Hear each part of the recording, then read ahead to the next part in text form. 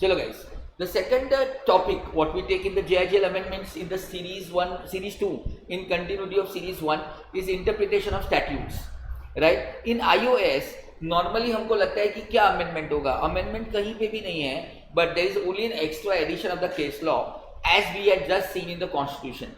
In our constitution we have done how many next new cases? 4 cases. Here we are only doing 1 case and we'll finish the chapter of iOS. यहाँ पे इन्होंने clarification दिया है for advance ruling sought against messrs Akavi spinning mills private limited. So here please try to understand. यहाँ पे बहुत interesting case है कि iOS क्या बोलता है. आपको पता है हम लोग जब क्लासिफिकेशन करते हैं under GST law and custom law, तो तुम बोलोगे सर ये क्या JIGL में आप जीएसटी कस्टम वह सब कुछ एक साथ कनेक्टेड है, उसे टैक्स नहीं आता तो नहीं चलेगा. तो वहाँ पे हम क्लासिफिकेशन जब करते हैं, और केस लॉ iOS का क्लासिफिकेशन का ये है, तो क्लासिफिकेशन जब करते हैं तो उसके अंदर हम एंट्री लिखते हैं. क्या लिखते हैं? Entry number. क्या लिखते हैं बोलो? तो इन्होंने बोला है कि अगर आपकी एंट्री जो है वो हैंग क्यान को एग्जेम्पशन दे रही है विदाउट एनी एम्बिग्विटी, मतलब बाय डिफॉल्ट एकदम स्पेसिफिकली बोल रहा है हैंग क्यान जो है स्पेसिफिकली एग्जेम्प्टेड है, देन उसका जो इंपोर्ट है it can not be restricted from the hang form of one raw material like cotton. उसको यूज या मटेरियल के फॉर्म पे रिस्ट्रिक्शन नहीं कर सकता. अगर तुमने कायदे से किसी को पूरा एग्जाम किया, अब बोलो ये मैंने एग्जामिशन सिर्फ इसलिए दिया है कि आप इसका उपयोग इधर करेंगे, यूज इधर करेंगे, या तो आप इस फॉर्म में ही इंपोर्ट करेंगे, तो नहीं चलेगा. अगर आपने एक बार एग्जेम्पशन दिया तो it is a blanket exemption. It is a so इन्होंने कोर्ट ने ऐसा भी बोला है कि बॉस ये 4th शेड्यूल में डाला गया था and it is clear that hang yarn is given in the 4th schedule of the act and entry number 44, और this is for the benefit of the handloom industry. Logic भी दिया था. However अगर इसका बेनिफिट किसी और sector को मिलता है तो इसका मतलब ये नहीं की तू तो हँडलूम सेक्टर में नहीं हो तो हम तुम्हें कैसे एग्जेम्पशन देंगे. एग्जेम्पशन म्हणजे एग्जेम्पशन. किसी और सेक्टर को भी उसका बेनिफिट मिले तो भी कानून एग्जेम्पशन रोक नहीं सकता.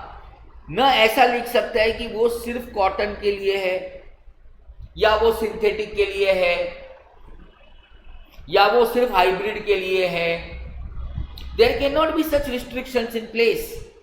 और ये बात honourable finance minister budget speech में भी बोल दे तो भी कोई लेना देना, इसके मुंह से निकला उससे भी लेना देना.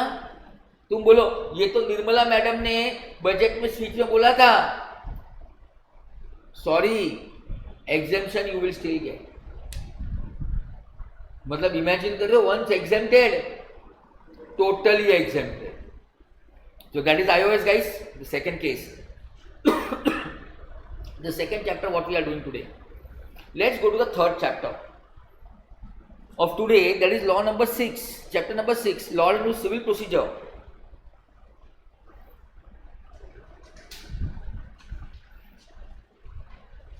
केस लॉ का नाम देख लेते हैं. Yashpal Jain versus Sushila Devi and others decided by supreme court.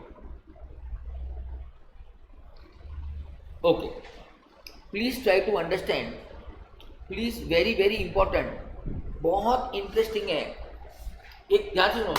एक इंसान ने दूसरे इंसान के ऊपर एक सिविल सूट फाइल कर दिया. क्या फाइल कर दिया? ठीक है, मैंने आपके ऊपर सिविल सूट फाइल किया तो मैं बन जाऊंगा प्लैंटिफ. क्या बनूंगा बोलो? और आप बनेंगे, क्या बनेंगे? जोर से बोलो. डिफेंडेंट.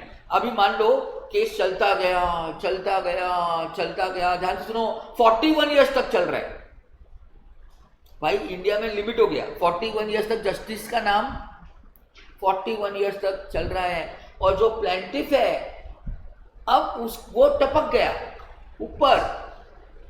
अब प्लैंटिफ मतलब मैं टपक गया. ठीक है, अब मेरा जब तक कोई सोल रिप्रेजेंटेटिव कोर्ट अपॉइंट नहीं करेगा तो प्लैंटिफ की साइड लेगा कौन? नहीं समझा. मैंने आप पे एलिगेशन लगाए थे, कोर्ट में कई केस चल रहा है, प्लैंटिफ टपक गया तो क्या केस बंद? नहीं, क्योंकि अक्यूज तो अक्यूज है ही ना. तो केस तो बंद, तो केस तो चलता रहना चाहिए, but plaintiff has to die by appointing someone as the, but plaintiff died without appointing, so court has to decide, अरे हाँ ना, whom to appoint, the representative of the plaintiff। और उसका डिले की वजह से ये कोर्ट बोलता है कि भाई अगर 41 साल के बाद भी पब्लिक जो लिटिगेट कर रही है उसको यही नहीं मालूम कि भाई अगला कब ये लीगल प्रोसीडिंग चलता ही जा रहा है, लॉजिकल कोई एंड ही नहीं आ रहा है, स्नेल पेस, स्नेल जो होते हैं वो छोटे छोटे पेस पे चलते हैं, उस पेस पे अगर केस चल रहा है या टैक्टिक्स ऐसी इस्तेमाल की जा रही है by either of the party to just delay the legal proceeding, we will not allow all this. तुम जानबूझ के ट्रायल को डिले कर रहे हो 41 ईयर्स, ये क्या बात होती है? मतलब जो इंसान 40 साल का था उसने केस फाइल किया था, 41 मतलब 81, भगवान को प्यारा हो जाए, तुम केस का नतीजा ही ना आए, तो what is the point of trusting the Indian courts? So इन्होंने 12 डायरेक्शन दिए हैं जो आपको पढ़ने हैं फॉर स्पीडी ट्रायल। पहला direction all the civil case के लिए, क्रिमिनल के लिए नहीं। All courts at district level, taluka level जो है वो प्रॉपर सबको समन इश्यू करेंगे, टाइम बाउंड समन करके उसका जो मॉनिटरिंग है वो प्रिंसिपल डिस्ट्रिक्ट जज देखेगा, फिर वो लोग उसका स्टैटिस्टिक्स हाई कोर्ट को देंगे, हाई कोर्ट उसको मॉनिटर करेगा, फिर डिस्ट्रिक्ट लेवल तालुका लेवल के जितने कोर्ट है वो return statement proper timely file कराएगा, अगर नहीं करा पाए तो रीजन बताएगा विद इन 30 डेज, फिर सारे प्लीडिंग्स कंप्लीट हो जाने चाहिए, एडमिशंस रिकॉर्ड हो जाने चाहिए, फिर कोर्ट सबको पहले सेटलमेंट का मौका देगा, that is arbitration, mediation, conciliation. अगर वो मौका लिया तो कोर्ट फटाफट एडीआर करके फिनिश कर देगा। अगर पार्टी एडीआर नहीं लेगी then within 1 week issues frame करके आ जाओ ओपन कोर्ट में, फिर ट्रायल का डेट फिक्स हो जाएगा, उनका कैलेंडर एडजस्ट करके ताकि उस दिन सब मौजूद हो, नहीं तो एक दिन ये बोलता है उसका वकील नहीं, एक दिन बोलता है इसका वकील नहीं, ऐसा टाइम पास नहीं करने का। फिर डे टू डे उसका ट्रायल होना चाहिए, तारीख पे तारीख नहीं मिलनी चाहिए, हर दिन उसका ट्रायल होना चाहिए।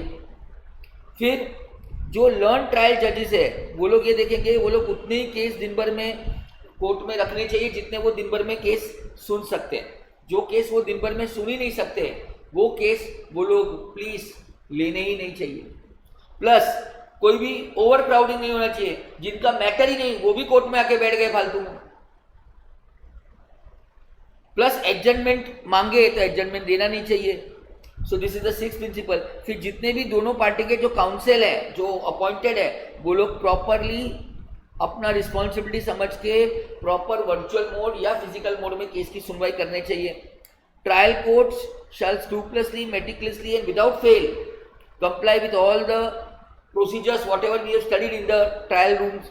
The court shall give meaningful effect कि कॉस्ट कौन बेयर करेगा, एडजमेंट नहीं होगा, इमीडिएटली हम सुनेंगे, जजमेंट इमीडिएट प्रोनाउंस होगा, कोई भी केस 5 साल के बियॉन्ड नहीं जाना चाहिए। लास्ट ये कमिटी जो बनेगी चीफ जस्टिस के द्वारा वो मिनिमम 2 महीने में एक बार मिलेगी और देखेगी जितने भी ओल्ड केस है उनको मॉनिटर करेगी और 5 साल से ज्यादा अगर हो गया होगा तो फटाफट उनको खत्म करेगी। सो जैसे CrPC was focusing on bail, CPC is focusing on speedy trial. Is that very very clear? Next case Prathapati Subba Reddy versus the special deputy collector. Merits of the case से डीले का कोई कनेक्शन नहीं, क्योंकि if you have a right और a remedy it has to be exercised within the specific time frame. This is also referred under limitation act 1963। Someone had filed SLP special leave petition और पता है high court ने वो application dismiss कर दी for controlling the delay of 5659 days. Can you understand so many days?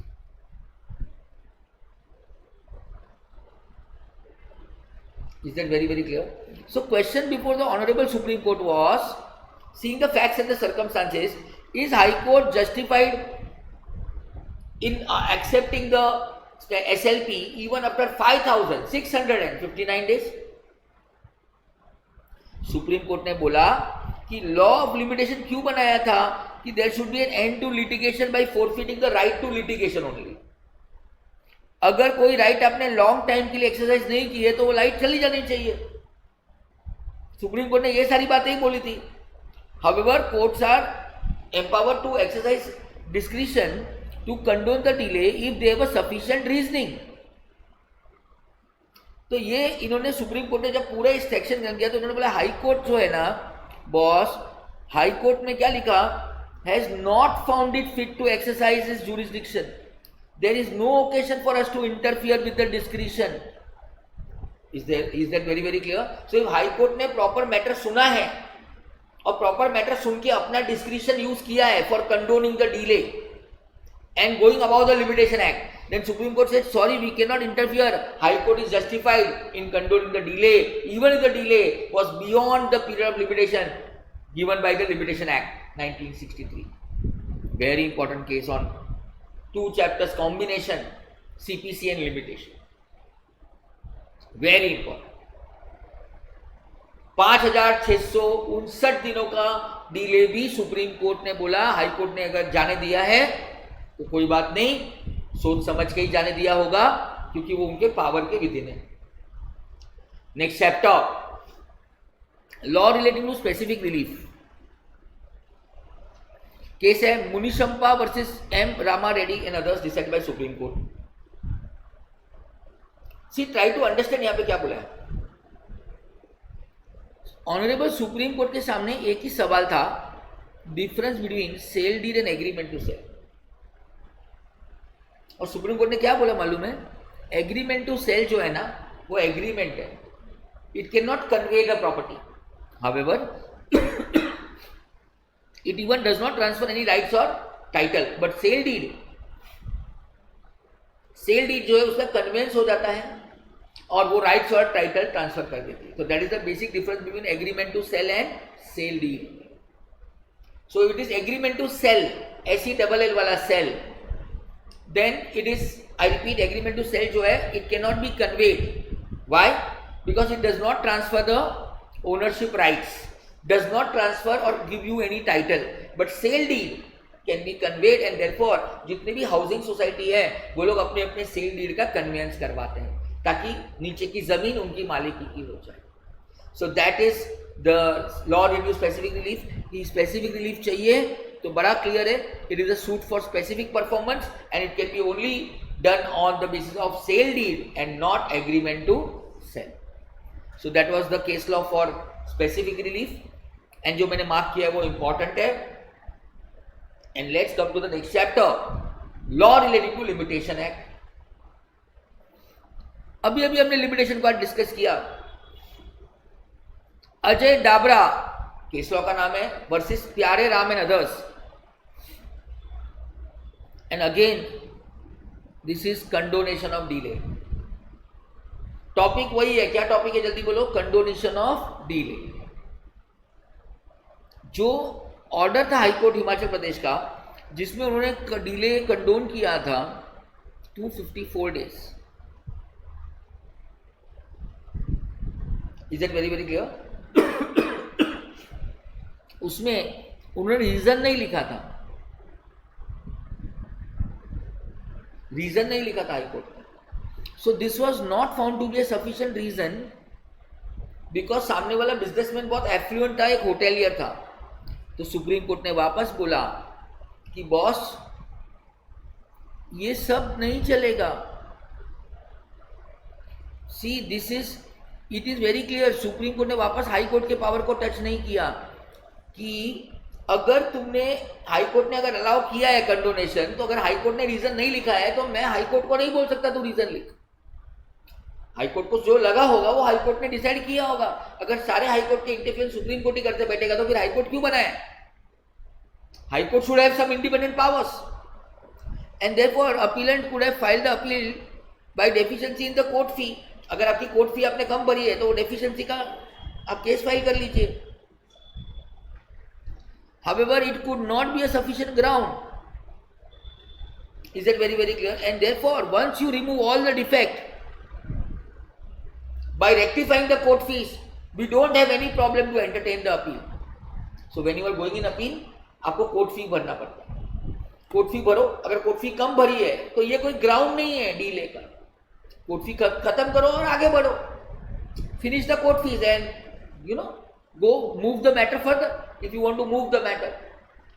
If you don't want to move the matter, you want to deliberately delay the matter, then it is your ball game. तो आप जानबूझ के court fee कम भरोगे. I can show you so many matters on the high court where you will feel. अगर आपको actual में देखना है, यहाँ देखो आपको मैं बता सकता हूँ high court matters, Mumbai high court में तो ये मैटर्स आपको सीधा डायरेक्टली खोलते हैं. यहाँ देखते हैं, ये देखो बॉम्बे हाई कोर्ट. तो लोग क्या करते पता है, डिफेक्ट रिमूव नहीं करते. This is official website of the Bombay high court. Here it is. यहाँ पे केस स्टेटस है. मैं चलो पार्टी वाइज में जाता हूँ. जुरिस्डिक्शन,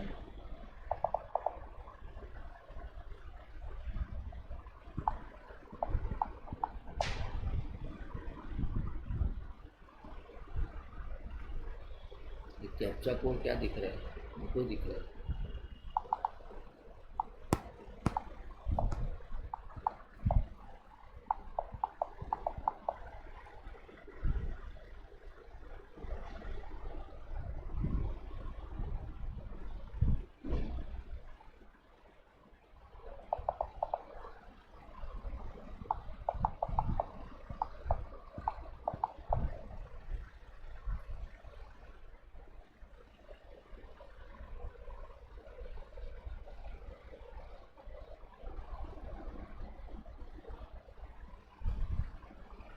जैसे ये केस है, ये सुप्रीम कोर्ट का आप केस देख रहे हैं, केस डिटेल दिख रहा है. अब इसमें यहाँ पे ऑब्जेक्शंस करके होता है. ये आपके सामने मैं डायरेक्ट हाई कोर्ट के केस ऑब्जेक्शंस बता रहा हूँ. यहाँ पे अगर आप देखेंगे,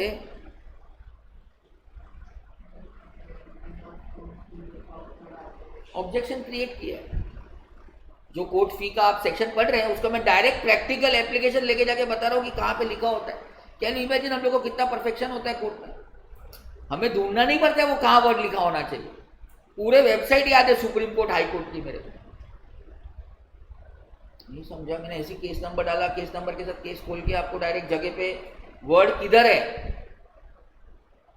अब ये केस कितने पेज का है, 1600 पेज का केस है. 1600 पेज में वो वर्ड किधर है वो मुझे मालूम होना चाहिए ना. ऐसे ही मैं वहां जाके जज के सामने नहीं खड़ा रहता. फिर क्या बोलूं, सर भूल गया सर, वो पहले पढ़ा था सर. नहीं समझा. हेलो. और यही चीज आप पढ़ रहे थे. क्या पढ़ रहे थे, देखो आपने क्या पढ़ा, मैंने वही पढ़ा है. इन्होंने क्लियर बोला, make avoidment of jurisdiction, limitation, court fee and list of documents on the same day. और यही तो हम पढ़ रहे हैं कि अगर आपको जिस दिन आप डिफेक्ट रिमूव करेंगे, अरे है ना, उस दिन से आपका डिले खत्म. प्रॉब्लम क्या है आपको. इसलिए जैसे ही वर्ड आया मैंने डायरेक्ट आपको पिटीशन खोल के दिखा दिया किसी का, क्लाइंट का, कि हाई कोर्ट कैसे रिमार्क करता है. ये सब हम प्रैक्टिकली देखते हैं तो मुझे ये केस लॉस याद रहते हैं. Are you getting. तो मेरे को लाइफ में अभी एट प्रेजेंट अगर आप मुझे पूछो तो मेरे को टोटल 2.25 लाख केस लॉ याद है. तो मैं कभी नहीं बोला 2.25 लाख केस में मैं भूल गया. फिर अपन लड़ेंगे ही क्या उधर जाके भूलने के लिए पढ़ रहे थे. Because all this we have to use in our life, है ना. Last case for the chapter. चलो, a Valliammai versus KP Murali. Supreme court ने क्या बोला है, provision 54 of part 2 of delimitation act. क्या बोला है, for filing the suit for specific performance 3 years का टाइम दिया है. ये केस है. और इसके आगे के केस जस्ट हमने जो पढ़ा है उसमें सुप्रीम कोर्ट ने क्या बोला था, क्या टाइम फिक्स हुआ है या नहीं हुआ है. If time is fixed then it is 3 years. Whether is no time fixed then see notice कब से दिया था, तब से 3 साल के लिए. So it is 3 years from the date, and if there is no date fixed, then 3 years from the notice of performance. As simple as that. and that is limitation act in case of suit for specific performance. अब यही limitation act चल रहा है boss, ये तो धमाल case है, I believe ये तो एग्जाम में आना ही चाहिए। पूर्णी देवी वर्सेस बाबूराम, याद है ना, लिमिटेशन पीरियड जब कैलकुलेट करते बच्चों तो जितना टाइम लगा है in which plaintiff has been prosecuting another civil proceeding, तो उतना टाइम जो होता है वो इस प्रोसीडिंग के लिए एक्सक्लूड किया जाता है, क्योंकि ऑलरेडी आप सिविल प्रोसीडिंग लड़ ही रहे थे। याद आया आपको? ओके। अब यहां पे बोला था ये इश्यू था whether the time spent in wrong forum be excluded from the period of limitation. याद है, एडवोकेट्स का रॉन्ग एडवाइस भी सफिशिएंट कॉज है टू एक्सक्लूड। याद आया? तो उन्होंने बोला है, बहुत important section 34, section 14 of the limitation act deals with exclusion of the time limit if you are proceeding in a court which is a bona fide court without jurisdiction. But आपका court के पास jurisdiction नहीं था और आप उधर proceed कर रहे थे, मतलब या तो सब्जेक्ट मैटर का जुरिस्डिक्शन नहीं था या तो टेरिटोरियल जुरिस्डिक्शन नहीं था और आप नहीं मालूम था आपको, तो आप कोर्ट में केस चलाते गए। गुड फेथ में किया है, सेम मैटर है, सेम पार्टीज है, तो कोर्ट ने बोला boss it shall be excluded. क्या बोला है?